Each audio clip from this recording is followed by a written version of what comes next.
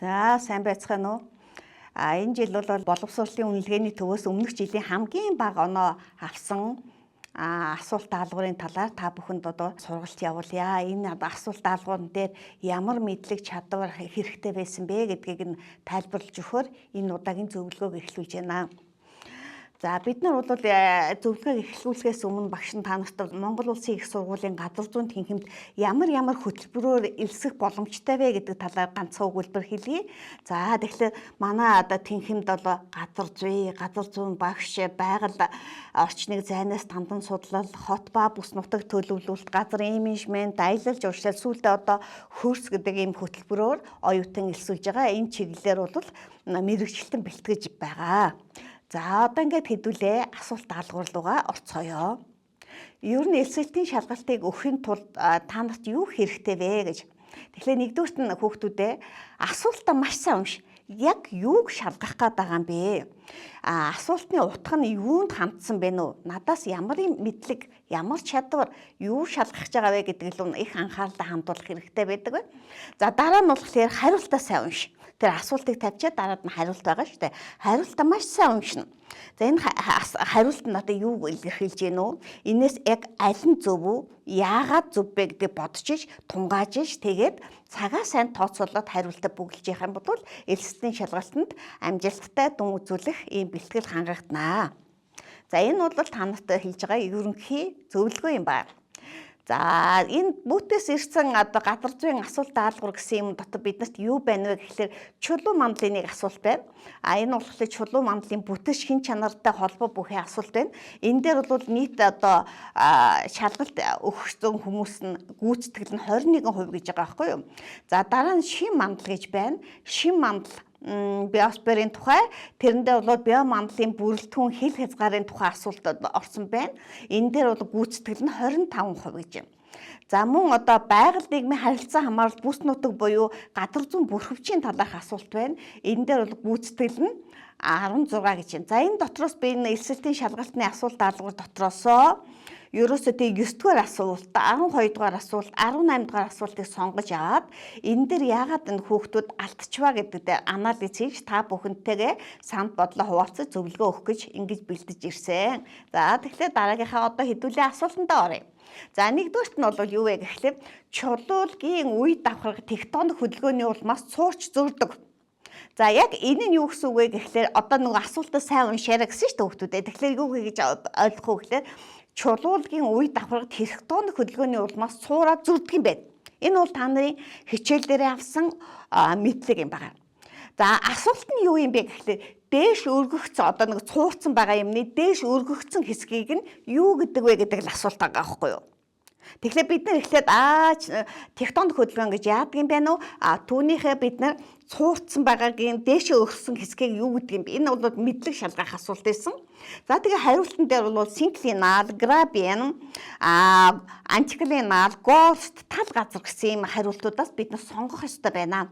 За ингээд сонгохын тулд юу бодож явах ёстой? Зүгээр таачч болохгүй шүү дээ. Синклинал гэж юу вэ? Грабиан гэж юу вэ? Антиклинал гэж юу вэ? Гост гэж юу вэ? Тал газар гэж юу вэ? Энэ дотор чинь ганцхан хэлж байгаа монгол үг нь болохоор тал газар байгаа.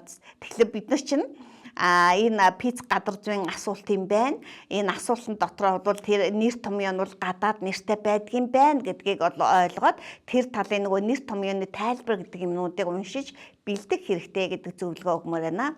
За ингээд мэдснээ эргүүлээд бид нар санацгаая. Ер нь бол энэ тектоникийн хотоосон хавтан одоо хоёр хавтан хоорондоо мөргөлдөх эсвэл холдон салах эсвэл шилжин зөрөх ийм гурван янзын хөдөлгөөн хийдэг штэ. Хэрвээ эднэнгээ ойртдог юм уу эсвэл одоо зөрж явж байхдаа бол хоорондоо тэр газрын гадарга тэр хавтан эсвэл далайн ёроолыг ингээ хооронд нь атраашуулж идэг юм байна. За ингээ атраашуулахдаа бол зарим нь бол шууд дээш босчдөг юм байна, зарим нь хотоочдөг юм байна. Буу цуурдаг юм байна. Бидний саяны асуулт бол цуураад өргөгдөнө гэсэн. Тэрнээс үуч одоо ингээ айтаахан одоо юмыг шахаж байгаа юм шиг ингээд үйлдсэн юм бол гарахгүй нэ, цуурцсан байх нэ. Энийг мэдсэн бол энэ хариулт бол их ойлгомжтой, амархан болж хувирах тийм байгаа.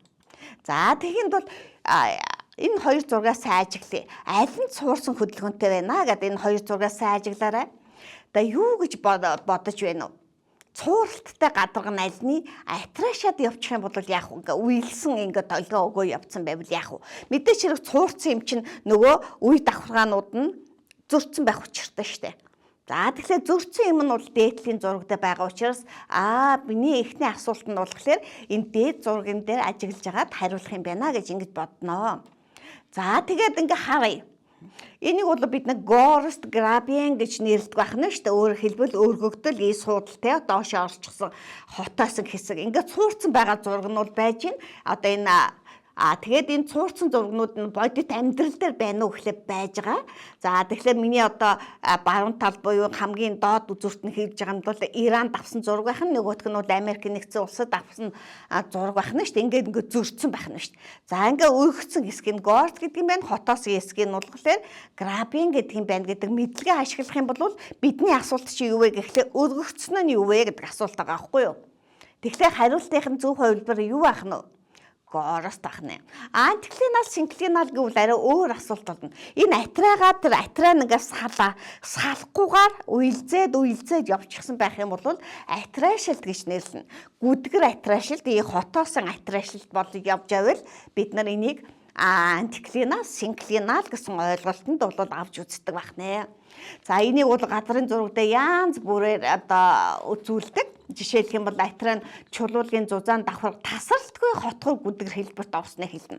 Угаасаа бид нар хичээл дээр бол үздэг шүү дээ хүүхдүүдээ. Хотгор гүдгэрийг нийлүүлээд газрын гадарга буюу ирлеп гэж нэрлэдэг. Ирлеп байхгүй газар бол далайн ёроолтож алга их газар дэш байхгүй. Заавал одоо энэ хотоосон гүдээсэн хэсэгт бол байж идэг байх нэ. Энэ хотоосон гүдээсэн хэсгүүдийг бид нэг ялгахын тулд антиклинал, синклинал гэдэг ойлголтыг авч үзнэ. Харин тектоник хөдлөнгөө хавтангоор түлхэлцэд ордог юм уу яа гэдэг тэрнээс болоод цууралт өгөөс ингээ салаад нэг хэсэг нь бүгд дээшээ олждаг, нөгөө хэсэг нь салаад доошоо болчихсон цууралт өгцөн байх юм бол үүнийг бид нэг Gorst Graben гэдэг ялгаа нь бол энэ. За ингээд бид нэг онлын мэдлэгээ ингээ аваад үзлээ. Одоо бид нэг зөв хариултаа бодно гэсэн. За тэгээ энийг бол цаашдаа дэлгэрүүлж унших юм бол ийм газрын зургуудыг сайн ажиглаараа ABV гэсэн юм одоо юм байна. Тэрэндээ бид нар угаасаа газар зүүн хичээл дээр бид нар хотгор гүдгэрийн одоо зүсэлтийн зургийг үзүүлдэг шүү дээ. Тэр зүсэлтийн зургийг харахаар л гүдээсэн хэсэг, хотоосон хэсгүүдийг олж болно. Тэгээ энийгээ бид нар бол атраа туул гэж нэрлэдэг. За энэ манай Монгол орны нутаг дэвсгэрдээ ч гэсэн бол яг зөндөө байж идэг байх нэ. За одоо ингээ харъя хэдүүлээ ямар хурцууд уйлдсан байна уу? Тэр нь ингээд тасар цуураагүй мөртлөө атраашаад ингээ явцсан байгаа үстэй. Тэгэх юм бол бид нар энийг атраа туул гэж нэрлээд энийг бол антиклинал гэж хэлдэг байх нэ. За хотоосон хэсэг нь бол синклинал гэж хэлнэ. Нөгөөх нь бол тасар цуурцсан Gorst гэдэг юм байна. Нөгөөх хотооцсон хэсэг нь Graben гэдэг юм байна. Айгуу том хөндөй үүсгэсэн ингээ тасраад нэг нь эсвэл юм тэгшин гадаргатай тэгш өндөрлөг үүсгэсэн тийм байх боломжтой байх нэ. За ингээ бид нар бол хээр хөдөө явдаг юм уу, аялал зугаалгаар явдаг юм уу, энэ тэнд явж байхдаа газрын гадаргыг улс орнуудад явж байхдаа газрын гадаргыг сайн ажиглаж явах хэрэгтэй хүүхдүүдээ. Тэгээ ингээдлээ эдгээр чинь юм одоо уйлсан юмнууд байна. Тэр уйлсан юмнууд нь юу вэ гэвэл тухайн одоо цаг хугацаанд ямар хурд тундас тэмцээ орж ирсэн бэ? Бий болсон бэ? Ямар хугацаанд энэ одоо тунмал хурцын бүрхэл үүсгэсэн байгаа юм бэ гэдэг нь харагдаж яадаг учраас энэ одоо энэ газрын гадаргын атраа энтрийг судалдаг бүх том шинжлэх ухааны судалгааны газар зүйн судалгааны салбар байдаг байна шүү дээ. Тэгээ энэ нэг бол судлаад уур амьсгалыг нь тогтоодог юм байхын тухайн улс орных нь тухайн цаг хугацааных нь газрын гадаргын өөрчлөлтөнд нөлөөлсөн бусад хүчин зүйлүүдийг судалж ингэж одоо үзүүлж яадаг ийм шинжлэх ухаан бол байна. За ингээ бид нар эхний асуултанда одоо дутуу хариулсан байх юм бол бид нар мэдлэгээ нэмээд олоод авчлаа гэсэн. Одоо хоёр дахь асуултанда орцгоё. За энэ нь болохоор нөгөө одоо юу гэдэг элсэлтийн шалгалтын нодлонгийн тийм ээ 2023 оны элсэлтийн шалгалтын 12 дахь асуулт байна. За эндээ бол амьд организм амьдралын бүлгэмлээс амьтан ба орчны нэгдлийг юу гэдэг вэ? Нэг оноотой байхгүй юу?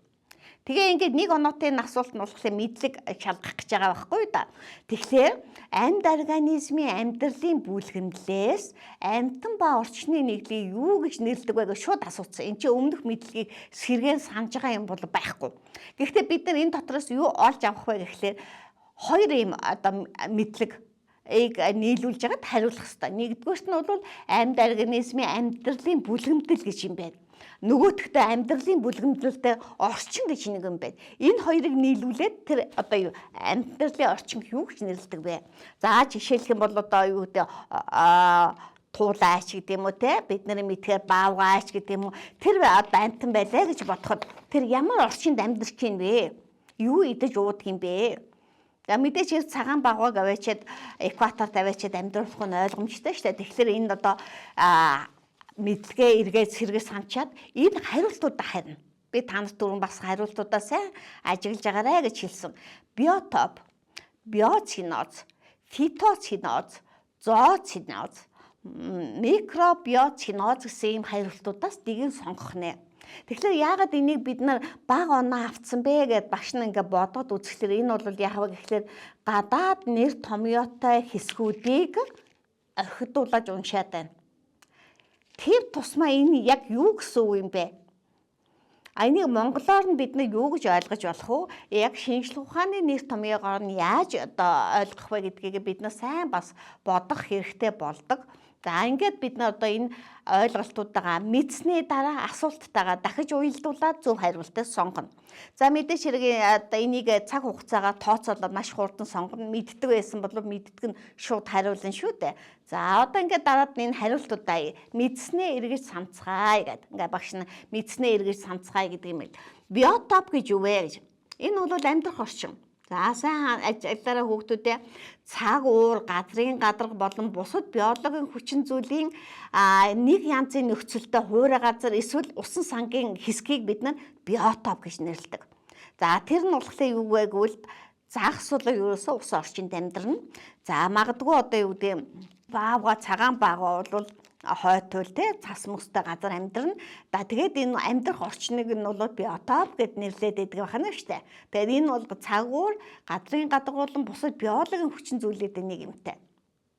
За бидний асуулт нь юу вэ? Бидний асуулт нь амьд организмуудын амьдралын бүлгэмдлээс амьтан ба орчны нэгдлийг юу гэдэг вэ?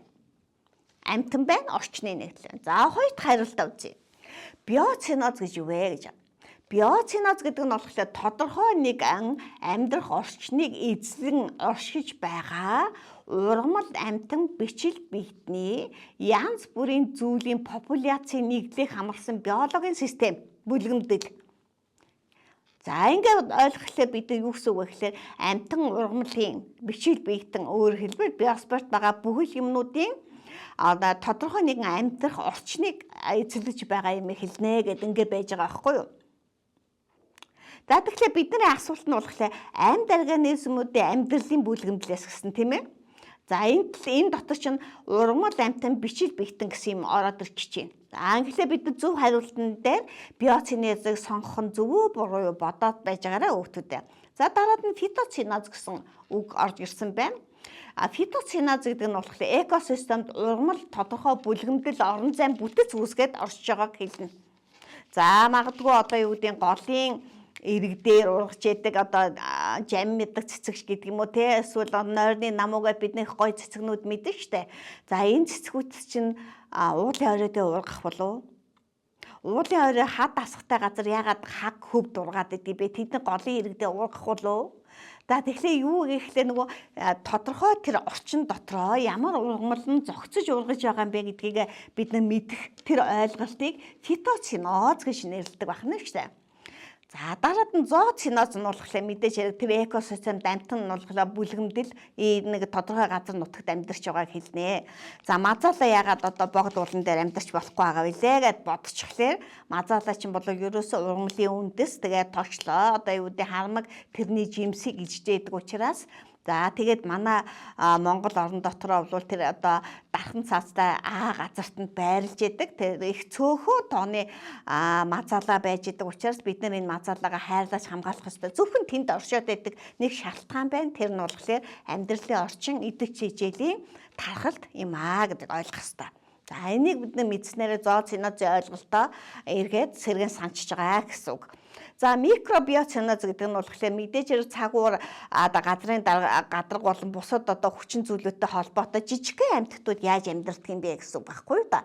Бичил биетэн. За энэ дотор бид нэг эсдэг амьтан, вирус, бактери одоо юу гэдэм бүх тэм жижигхэн ургамал одоо амьтны анхны одоо жижигхэн хэлбэрүүд нь яаж амьдраад байгаа юм бэ? Тэд нэр хаана амьдардаг юм бэ? За энэс болж их шалтгаалаад энэ ойлголтууд нь гарч ирнэ. Тэгэхээр мэдээж жижигхэн бичил биетүүд чинь зөвхөн газрын гадарга, дэлхийн гадарга дээрээс гадна амьтан ургамлын ч бай, амьтны ч бай, хүний ч бай бие дотор хүртэл шимэгчилж амьдардаг гэдгийг бид мэдж байгаа. Тэгэхээр тэр шимэгчилж амьдарч байгаа нөхцөлдөө орчин нь ямар байх вэ гэдгийг бид нэ төсөөлөн бодоод за энэ хариулт нь бол тохирох үгүй юу гэдгийг шийднэ гэсэн үг. Тэгэхээр бид нар энэ амьтан хаана яаж амьдарч гинүү гэдгийг нь бид нар мэдж байгаа учраас зөв хариултаагаа бид нар сонгох нэ. За энэ болохоор зоосиноз нь байжээ гэж. За энэ 3 дахь асуулт нь болохоор юу вэ гэхлээр одоо галт уулын дэлбэрэлтээс агаарт хумхийн тоос ихээр нэмэгдээд тэр нь нарны цацрагыг саатуулж байснаар дэлхийн уур амьсгал хүүтэлт мөслөг явагджээ.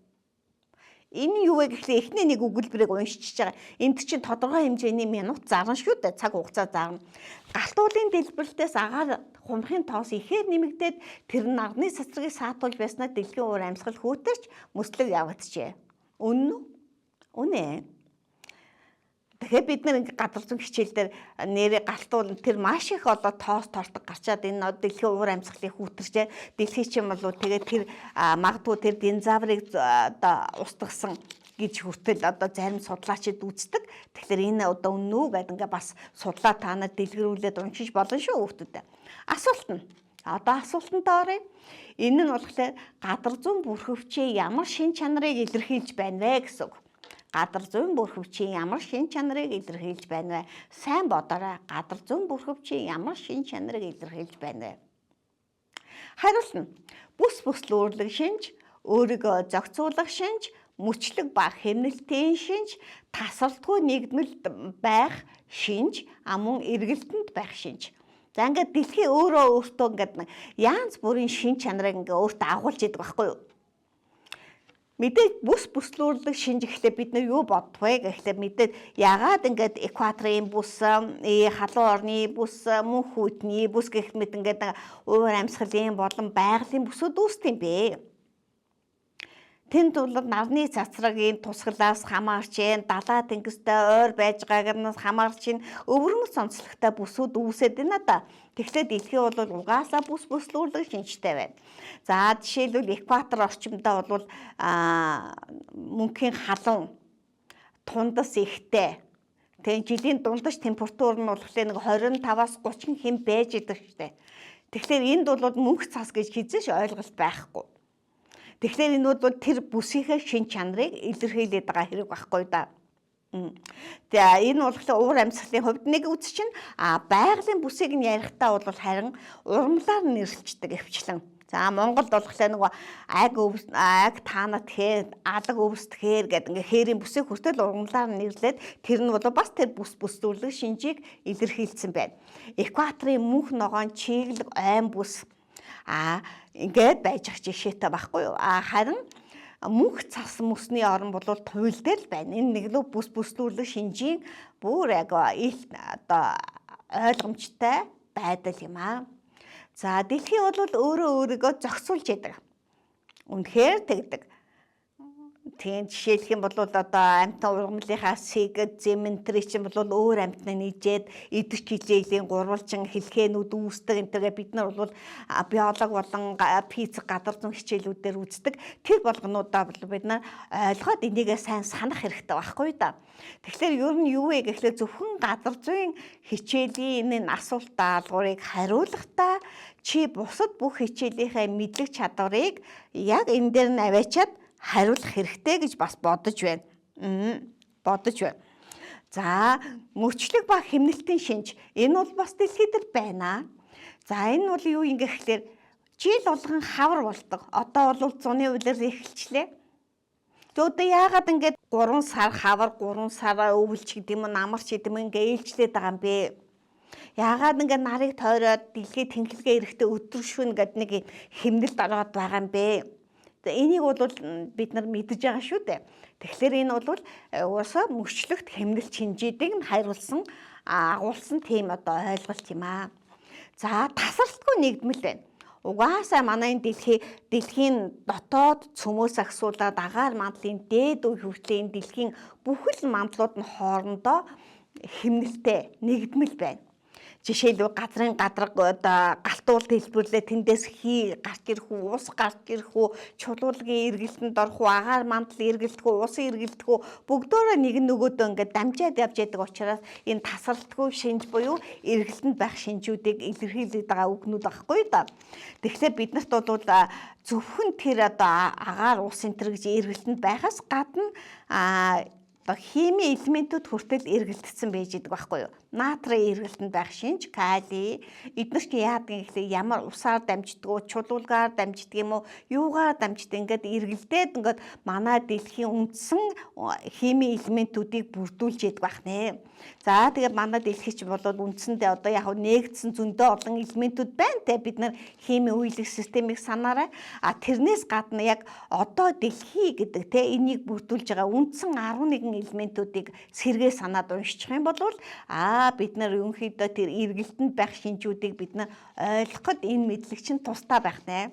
Дээрэс нь бид нар энэ ч бас физикийн ойлголтууд явагдана. За тэгвэл багш нь энэ дээр юу гэж бодсон бэ гэхлээр ерөнхийдөө энэ асуулт даалгавар зохиогоод хариултаа зохиогоод ингээд ялцтын шалгалт авч байгаа энэ одоо үнэлгээний боловсруулалтын үнэлгээний төв дээр хариултыг нь өгсөн байгаад энэ хариултан дээр яг ямар асуултыг яагаад зохиосон учраас энэ дээр ингээд 16% гүйцэтгэлтэй байсан юм бэ? Тийм учраас та нар зөв хариултыг надад өгнө би хяная гэж ингээд хүсэл тавиад энийг нь бас ингээд авцсан байгаа. Тийм учраас хариултыг шууд энэ дээрээс би үзье. Тэгэхээр гадар зүүн бүрхөвчийн шин чанар гэдэг тасалтгүй нэгдмэл мөчлөгт хэмнэлт гэдэг ингээд бүр одоо 10 дугаар ангийн сурах бичгийн гадар зүүн бүрхөвчийн шин чанар гэсэн юм дотор бол байж бүр ингээд яг энэ зургаараа байж байгаа байхгүй юу. Тэгээ энийг ингээд уншихлаар биднэрт яад юм бэ гэхлээр тасалтгүй нэгдмэл гэдэг юм дээр энэ хариултын зөв гэдэг хариулт нь гарахаар байна. Сайн унших хэрэгтэй. Энэ альстын шалгалт бэлдэж байгаа нөхцөлдөө. Тэгээ тэр номоо уншиж явах юмд нь бол хариултууд нь тэн дотроос байж идэг байхгүй юу? Баталгаатай. Хариултынхаа баталгаатай байдлыг нөгөө хүмүүс чи одоо гаргаж ирсэн байна штэ.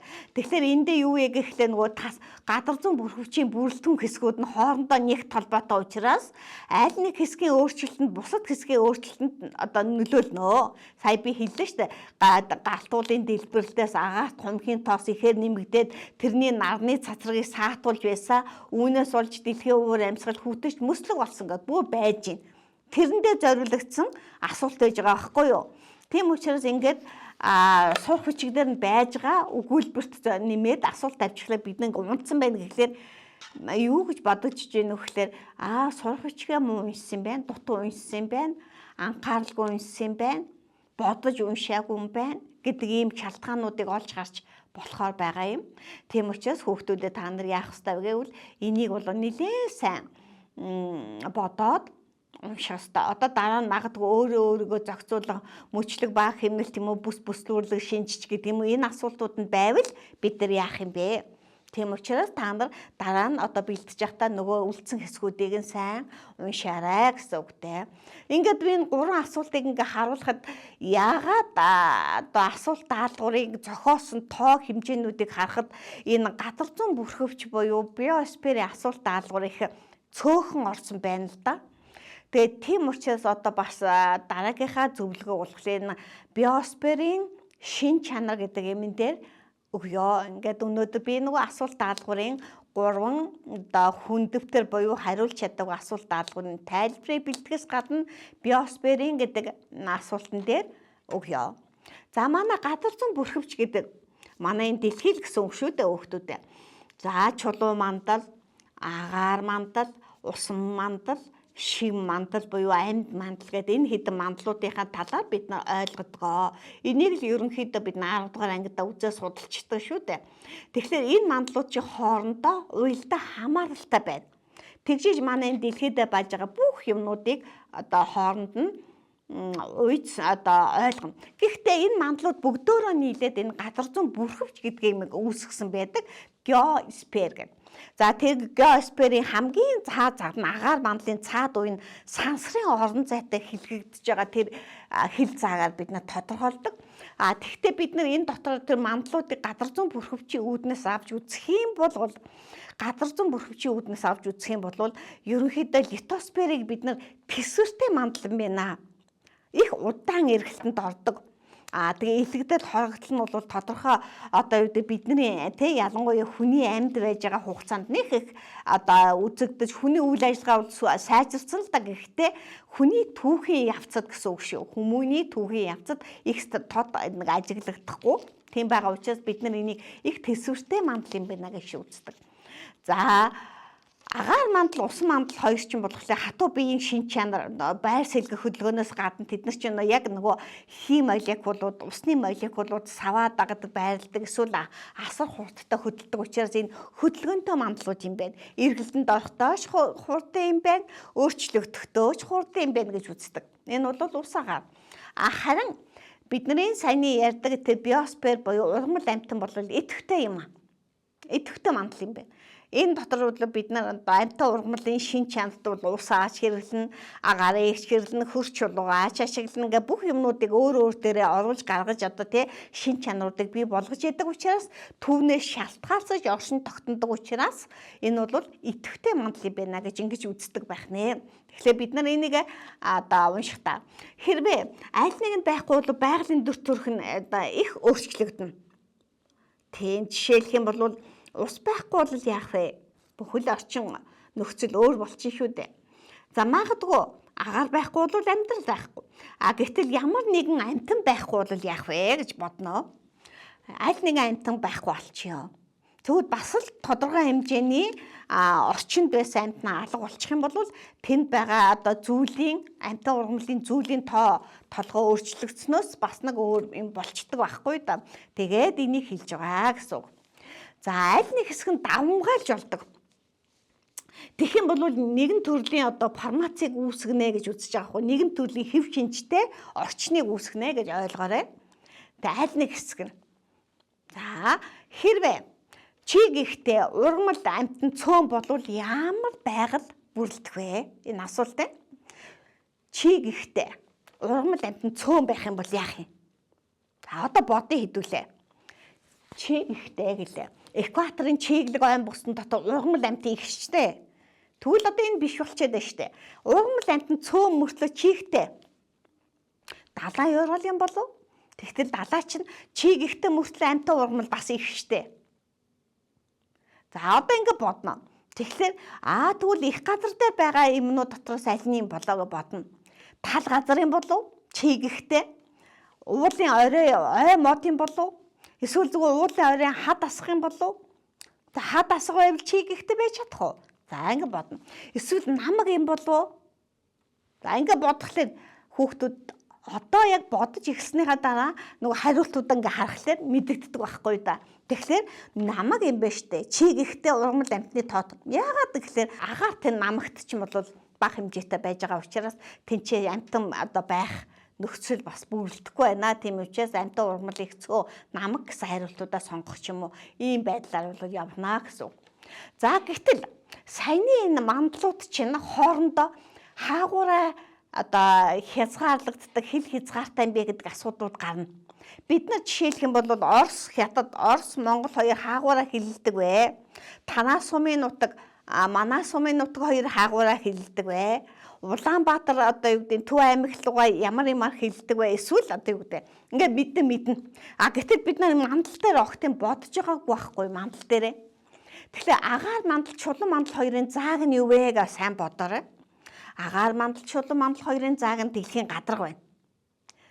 За энэнд бол яг сурах бичигдээ байхгүй байгаа болоо да гэж би одоо энэ миний тайлбар. Гэхдээ та нарын бодоод хариулахад чинь туслах учраас би энэ одоо зөвлөгөн дээр оруулж байгаа шүү. Агаар мандлаа чулуун мандлын зааг дээр ерөөсөө гадарга байж. Дэлхийн гадар. Усан гадарга байж болно. Хуурай гадарга байж болно. За усан мандал чулуун мандлын хил хязгаар нь болохоор далаа ёроол юм. Явуулсаа доошоо хөх газар байж байгаа штэ. Тэрнээс биш бидний энэ далайн төвшнгөөс дээшээ ус гарч ирэхгүй шүү дээ. Тийм учраас энэ усан мандал чулуун мандлын хил заагийг чи нэрлээч гэх юм бол далаа ёроол байж байгаа байхгүй юу. За харин усан мандал чулуун мандлын хооронд далайн эргийн бүс байна. За ингээд бид нар бичих юм бол ерөнхийдөө газар зүй гэдэг бол альва юмны орон зайн тухай ярьж байдаг учраас тэр орон зай гэдэг чинь хил хязгааргүй орон зай гэж ярьдаг байх. Гэхдээ бас хил хязгаартай байгаа нөхцөлдөө бид нар орон зайн шин чанарыг судална гэдэг ойлголт гарч ирдэг учраас та бүхэн энэ одоо юмнуудыг ойлгоорой гэж багш нь одоо энийг тайлбарлах байна. За дараад нь газар зүй энэ бүрхөвч маань айгу онцлогтой. Маш одоо янзын онцлогтой. Тэр бид энийг бас бодох хэрэгтэй байдаг л да. Одоо яг газар зүйн бүрхөвч гэдэг нь бол геосфер гэсэн. Тэр геосфер дотор биосфер нь багтана, литосфер нь багтана, гидросфер нь багтана, атмосфер нь багтана. Энэ олон мандлуудыг нийлүүлж яагаад газар зүйн бүрхөвч гэж нэрлэдэг. Тэгвэл энэ олон юмыг ерөнхийлөн дүглээд үзэх юм бол газар зүйн бүрхөвчөнд амьдрал үүсэж хүний нийгэм бий болжээ гэдэг нэгдүгээр онцлог. За энэ дод бичсэн юм дотор багш нь доороос нь эхлүүдэд тайлбарлчлаа гэсэн үг шүү. Тийм газар зүйн бүрхөвчөнд амьдрал үүсч хүний нийгэм бий болсон. Чулуун мандалд биш, усан мандалд биш. Тийм учраас энэ газар зүйн бүрхөвчөнд за бүрдүүлэх бүрэлдэхүүн хэсгүүдийн хооронд харилцан үйлчлэлээр чанарын шинэ хэлбэр болох байгалийн цогцлборууд бий болдог. За өөр хэлбэл энэ юу гэсэн үг гэвэл байгалийн цогцлборуудыг яаж ойлгох вэ гэхээр говь нутагт явж байна гэвэл тэр говь нутагт аялал жуулчлал хөгжүүлээ гэвэл юу одоо хүмүүст үзүүлэх вэ гэхлээр хамгийн гол юм аа санагчтай. За магадгүй бид нар хоёр бүхтэй тэмээгээ үзүүлээ, илсээ үзүүлээ гэж бодож болно. Энэ байж байгаа юм бол тэнд одоо тэр газар зүйн одоо тэр бүсэд байж байгаа өвөрмөц онцлог. Харин тэрэн дээрнээс нь болохоор ногоонжуулаад, дахиад тармилжуулаад, өөрчлөөд шинэ маягийн цогцлборуудыг бий болгож болох боломж бол байдаг юм шүү дээ гэдэг нэг юм онцлогийг хэлж байгаа. За дараа нь энергийн болон одоо тэр олон хэлбэрүүд нь химийн, дулааны, механик энерги болгож хувирч яадаг. Энэ газар зүйн бүрхөвч дотор явагдаж яадаг зөв тогтол юм байна. За химийн энерги гэхлээр альва нэг юмыг идэж уугаад ингээ энерги олж авахаас гадна нөгөөдөл нь эрдэс бодис болоо ялгарна. Агаар мандалд хөрсөнд усанд одоо ингээ ялгарч байгаа. Мөн одоо үүнийгээ бид нэр хэрвээ одоо механик энерги, дулааны энерги болгоод одоо хувиргаад өөртөө дулаацуулдаг, энерги авдаг, энерги солидог, энерги одоо зарцуулдаг ийм одоо юм бол маш олон байдаг шүү. За газар зүйн бүрхөвчөнд байгаа бүх биетүүд нь болохоор бодисын агрегатын 3 төлөвт оршиж идэг. За жишээлх юм бол бид нар ус гэдэг одоо агуу элементийг бодвол бид нар мэдэж байна. Тэр нь яадаг вэ гэхлээр нөгөө хатуу төлөвт, хийн төлөвт, шингэн төлөвт ингээд зэрэг оршиж идэг ч тохиолдол бол байдаг. За ингээд бид нар бодъё доо. Тэгэхээр харцны уснаас ингээ уур гарч яадаг. Тэгээд яг хажууд нь харц шингэн хажууд нь бол ингээ цас байж. Энэ бол ингээд бид нар байгаль дээр түүнийг ингээ харж иж болно. Гэхдээ яг ажиглалт хийх мөн чанарнууд бол агаар хідэн хэмдээн 3 төлөв үзэж болох вэ гэдээ одоо жирийн зөвхөн харцыг сонгож авахгүй байх юм бол 0.1 нэмэх хэмд бол дөнгөж одоо цас хайлмагтаад одоо шингэн болонгуудаа уурч байгаа тэр нөхцөлийг бол бид нар хавар эст бол харах боломжтой. За ингээд бол 3 төлөвт зэрэг харахаас гадна ерөн цаг хугацааны явцад бол тэр 3 төлөвт ингээд шилжигдээд яваад иж болдгоо. За олон төрлийн одоо элементүүдээс бүрддэг. Нийгмэл бүрхүүл бол газар зүйн бүрхөвчийн онцлог. Газар зүйн бүрхөвчийн онцлог. Жишээлбэл бид агаар мандлаа гэдээ үзэхлээр яадаг вэ гэхлээр агаар мандал чинь дээшлэх тусмаа одоо 0.6 хэмээр буугаад явна гэдэгжсэн. Тэр стратосферийн тодорхой озоны давхаргын тодорхой үеийг дараад мезосфер руу гарангуудаа дулаахан болчдөг штеп. дулаарч ясна хүүтэрдэг штэ. Тэгэнгүүтээ термоспор дээрээ дахиад бүр айгүй хүү дулаахан болчдөг. Нэмэх одоо 1500 хэмээн халуун болдог. Ингээд зүгээр температурын хувьд аваад үтсэн ч гэсэн ингээ ялгаатай агаар манлын уюуттай. Энэ доошогоо бол бас тэгээд манти тэгээд орон цөм. Тэгээд цөм нь бол 2 үетэй, мант бас 2 үетэй. Газрын давхар гэдэг нь бол далайн ёроол болон их газрын давхар бас ялгаатай. Ингээд энэ олон юм дотор чинь бодисууд нэг нөгөөдөө сүлэлзэж явахдаа эдгээр нийлмэл бүрхүүлийг үүсгэх үнэхээр ийм боломж нөхцөл бол манай дэлхий гэдэг гариг дээр бий болсон байна. Тийм учраас бид энэ газар зуухай тухай их томоор эхлээд бодцоод дараа нь юм жижигхэн юмн дээр нөгөө зүү тогтлуудаа мөн үү биш үү гэдэг дээр асуулт нь гараад ирдэг юм байна. Тийм учраас та нар энэ ерөнхий зүү тогтлуудыг уншиж ойлгох нь зөв бахаа гэж бодож байна. Асуултын айгүй олон хэлбэрүүд байж болно л доо. За тэгэх юм бол одоо жишээлбэл галт уулшил гэж юу вэ гэдэг нэг ийм асуултад оруулсан байлаа гэж бодъё багш нь. Тэгэхээр галт уулшил дээд мантаас гаралтай шингэн магм газрын гадаргалуу нэвтрэх бялхаж гарахтай холбоотой үүсэн хөдөлгөөн юм. За одоо ингээд сайн дахиад нөгөөтгөө бодно шүү дээ. Би та нарт өнөөдрийн зөвлөгөө өгөхөөс өмнө бодсон асуултуудаа сайн бодно шүү. Асуулт нь болохоор зөв хариулт нь аль нь вэ гэсэн асуулт байна. Гэтэл энэ дотор өгж байгаа мэдлэг нь болохоор галт уушил, магам, галт уулс гэдэг ийм 3 ойлголт байна. За тэгээ галт уулшил гэдэг нь болохоор хөдөлгөөн юм гэсэн байна. За магам гэдэг нь болохоор 5-аас 70 км-ийн гүнд оршдог. Цахиурын эсэл гололдог. Температур нь одоо 15,000 Цельсийн градусд хүрдэг халуун хайлмаг чулуулаг юм гэж байна. Зөв үү буруу юу? За галт уул гэдэг нь уулс гэдэг нь болохоор дэлхийн дотоод гүний бодисууд их даралтын улмаас сувгууд ингээд суг дагаад дээшээ өргөгдөж байдаг онцлогтой уул юм гэж байна. За тэгээ зөв хариулт. Харахад болохоор зүгээр бид нар одоо A, B, C, D ч гэдэг юм уу те энэ дөрвөөс аль нэгийг ингээд дугуйлчмаар санагдчихээн л та. Гэхдээ бид нар бодох хэрэгтэй. Энэ өгүүлбэр болгоно те өгөгдөл болгоно бодох хэрэгтэй байхгүй юу? За энэ дотроос хамгийн зөв гэж бодож байгаа өгүүлбэрээ байрлуулна гэсэн үг. Энд дэшин хит хитэн ийм одоо чадвар бас шалгаад байна шүү дээ. Тэр нь юу вэ гэхээр эхний өгүүлбэр зөв, хоёр дахь өгүүлбэр буруу, гурав дахь өгүүлбэр зөв гэж үзэх юм бол чи алийг одоо сонгомоор байна. C гэж сонгочих чинь. Эхний өгүүлбэр нь буруу, нөгөө хоёр нь зөв байх юм бол яах вэ? Өгөгдөл дотроос нь болохоор бид нэг D-г сонгох гэдэг байна. Эдгээр чинь бүгдөө буруу штэ. Гэт ингээд үзэх юм бол аль нэг нь зөв байх боломжгүй болно. Тийм учраас за тэгвэл B гэнэ. Бүгдөө зөв байх юм бол чиний сэтгэл дотор уншсан юм чинь мэдлэг чинь энэ чинь зөв штэ гэх юм бол A-г дугаалах боломжтой байх нэ.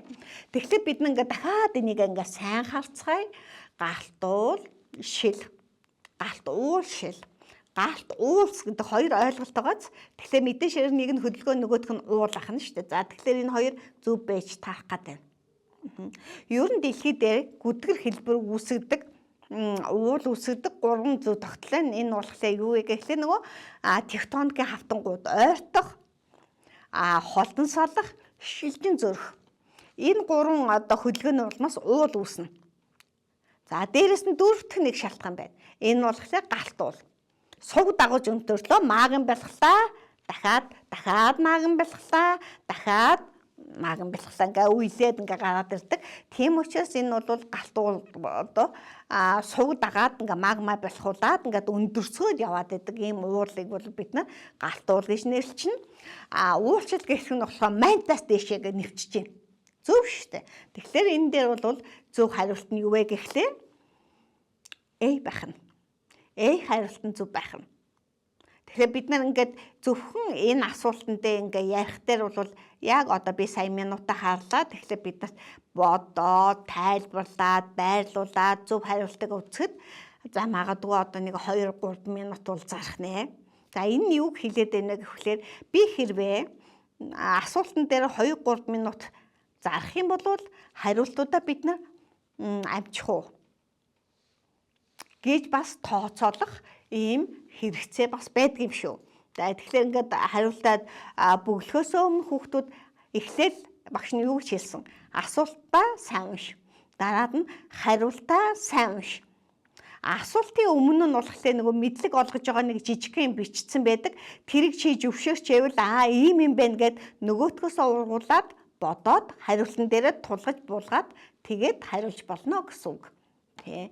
За ингээд миний одоо энэ удаагийн өгж байгаа багахан шиг зөвлөгөө дуслаа. Баярлалаа. Ингээд эсвэлтийн шалгалтад амжилттай өгөөд 800 оноо авахыг та бүхнээс хүсье. Баярлалаа.